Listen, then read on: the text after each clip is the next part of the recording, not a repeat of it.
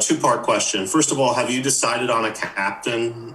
If so, who? And if not, what are you looking for in that role? And then also, Uli Lanes probably hasn't had the season that he wanted to have it here in Wien, with his loan getting cut short, and hasn't played much.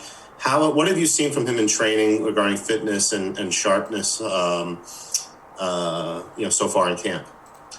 So for the first part of the question, the captain situation, we haven't made a final decision yet. We definitely have a group of players that we're looking towards as being leaders in this group. I think that we'll move towards that decision over the next probably 3 or 4 days and let that person know that, and we'll share that with the rest of the world if it's wanted, no problem. And then with Uli's situation, I don't think it's any secret that he hasn't had a great season. That's been a little bit, I think, influenced, number one, by a pretty serious injury that he took about a couple of months ago to his knee. And number two, he's had a family situation that he's had to deal with over the last couple of weeks. Those things have added together to mean that he hasn't probably been in the proper training environment for him. He has spent some time in LA working on his own to make sure that he was fit and ready for this opportunity. He's a player that I think has some things to offer our group that not all of the wingers do. And so, even though I wouldn't say he's at 100% fitness right now, he's a guy that we believe in. He's a guy that has shown real hunger and commitment to play the way that Greg and the national teams have asked him. He's done very well with the full team. He's a player that gets probably a little bit more of an opportunity than others might because of that. So I feel like he's a player that we're building, have been building over the last however long we've been here now, 10, 11 days, and we'll continue to build his fitness so that he's ready for the matches late next week. Thanks, Brian. Next up, we'll take Jeffrey Carlisle from ESPN. Jeff, go ahead. Thanks, Chris. Hi, Jason. I was wondering if you could walk me through the thought process behind the forwards that you chose. Obviously a lot was made of Abobasi not even being in camp, but just, what was your thinking in terms of the guys that you picked? Are you referring to the nines? Yeah. Yeah. So, again, Jesus is an interesting one, probably the most interesting one, because he hasn't played a whole lot of striker for FC Dallas. They typically will use him in the midfield. But the way that we want to utilize our nine means that Jesus is the perfect candidate for that. And having Jesus in last January camp and then having him again in this January camp, we see a player that really seems to understand and fit our game model in that position. And then we see in his performance in the match, it was excellent, really, really excellent in the match against Trinidad. So he's a guy that we are looking at in that position. And then we have Sebastian Soto, another player that over the past 4 or 5 months with his full national team experience has taken advantage of his opportunity. And so those are the two players that at this moment, I feel I would evaluate them a little bit higher than Jeremy. That's the only reason why Jeremy wasn't included. But Jeremy's a lot like a lot of the players that didn't end up making this final roster, and that I'm a big fan of his. And a lot of these players didn't make the roster, but unfortunately, we're only allowed to bring 17 field players to this tournament. Okay, thanks. You bet. Thanks, Jeff. Next up, we'll take Kevin Baxter from the LA Times. Go ahead, Kevin.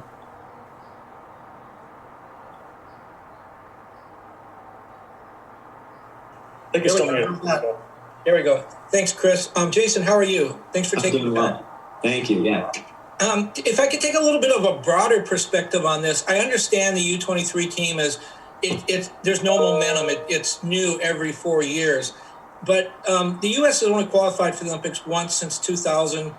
This is arguably, if you look at the big talent pool with Pulisic and the guys in Europe, this is by far the best team we've ever had. How important is it to qualify this time, to finally sort of break through? And did the 1 year delay hurt you guys? It seemed like you guys were ready to go a year ago, and then you had to sit around and wait, and we were unsure when you were going to get here. How much did that hurt you, if at all? Thank you. Big question. Big question. A lot of parts there. I'll try to speak. Yeah, I'm sorry about that. No, it's okay. So, first and foremost, I do feel, I would agree with, I'll tackle the second part of your question first. I do feel that last year, our momentum was really, really good heading into the qualification. I felt like the entire group, there was so many of the group that had been in the January camp, had worked with us, 5 or 6 times in that year leading up to things. We had a really good understanding of the pool. I think the team had a really good understanding of what we're trying to accomplish. And then add on to that there had already been, I think, 3 MLS matches before the qualification. So now you add in that match fitness. Whereas this year, I think we're in a situation where we have a lot less match fitness. I feel like we've kind of entered this training period starting on March 1st with a lot of these players that haven't played a match since I think October, a lot of these guys. And so you're really kind of going into this time thinking, okay, this is almost like a preseason. Fortunately, very, very fortunate, we had quite a few of these guys in the January camp, so I think they did have some base fitness. So we made a real big emphasis with all of these guys that they needed to be working extremely hard between that camp in January and March 1st. So for 6 weeks, they were kind of on their own, left to really push their fitness. So they did come into this camp, not like a typical preseason team. They came in with a good base level of fitness, and we've been able to work pretty well to get to the point where we are now. The second part of your question, which was it? About, the U.S. has only qualified once since 2000, and we got such a great, deep team now. How important is it to push through this time? Yeah, I just think that it's important for U.S. soccer to continue to kind of lay down markers. Under 17, under 20, under 23, we need to continue to lay down markers that we are a dominant team in this region. And so, yeah, I do believe that this is an important moment for us to continue on that path, to continue to change people's opinions about our national team programs.